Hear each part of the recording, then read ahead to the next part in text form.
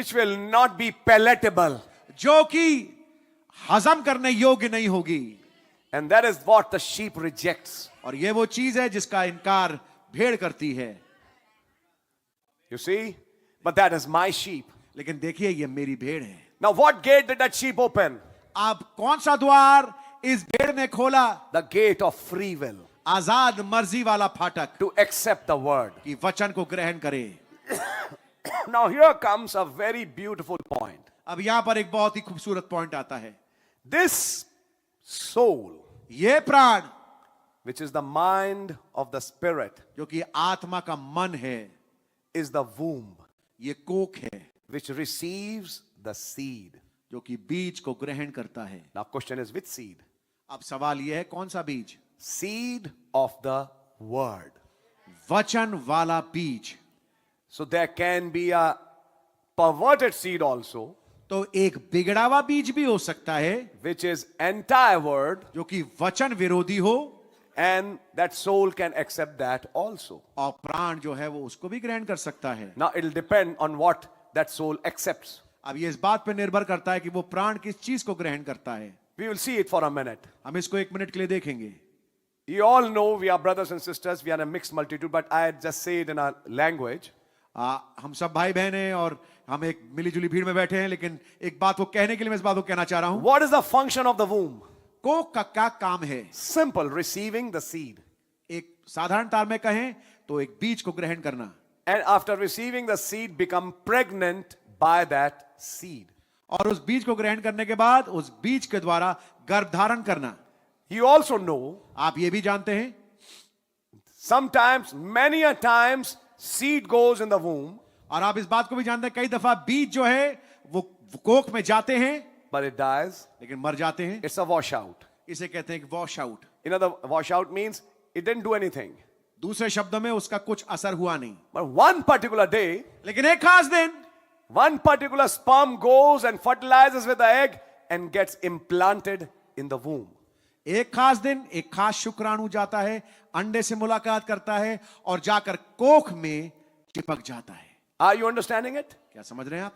Now that is called pregnation. इसे कहते हैं गर्भधारण. Pregnation in the womb. कोख में गर्भधारण. Something which stayed. कोई ऐसी चीज जो रुकी रही. And then it stays for 9 months. और फिर 9 महीने तक वहीं टिकी रही. It grows in that womb. उस कोख में वो बढ़ी. It becomes flesh and bones. वो हाड़ मांस बन गया. And after 9 months comes out as a baby. और 9 महीने के बाद बाहर एक बच्चे के रूप में आया बाहर. That is called a birth. इसे पैदाइश कहते हैं. Can you say amen? क्या हम आमीन कह सकते हैं? In a similar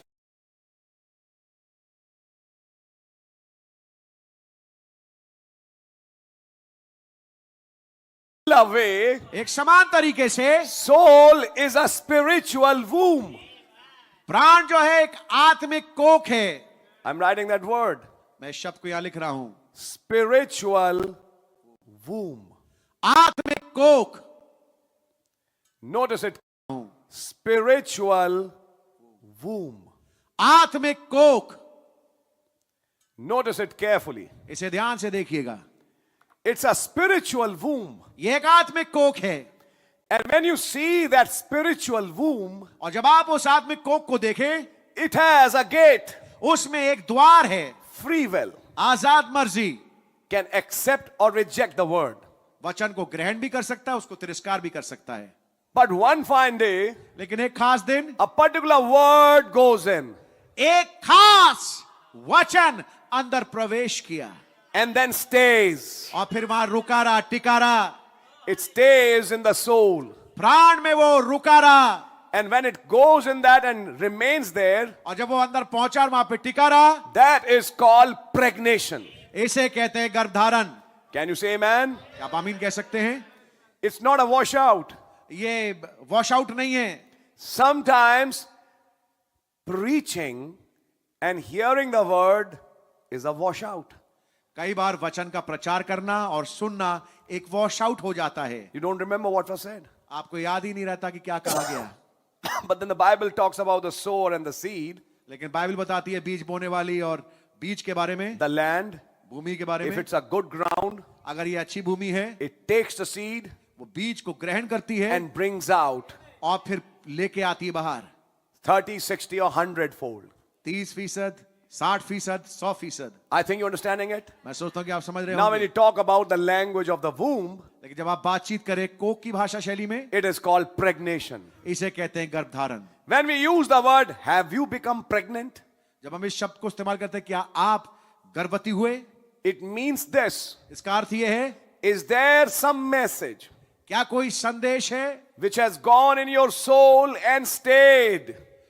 जो कि एक कोई ऐसा वचन आपके प्राण में गया अंदर और वहां पर टिका रहा, It never moved away. वहां से बाहर नहीं निकला, No matter what happened outside, चाहे बाहर कुछ भी चल रहा हो, you kept holding to that word, आप उस वचन को थामे रहे and it didn't just remain as the word, और वो केवल वचन के रूप में नहीं टिका it रहा, grew in you. आप में वो बढ़ गया And finally, a day came, और आखिरकार एक दिन आया that word became flesh. कि वो वचन देदारी हो गया।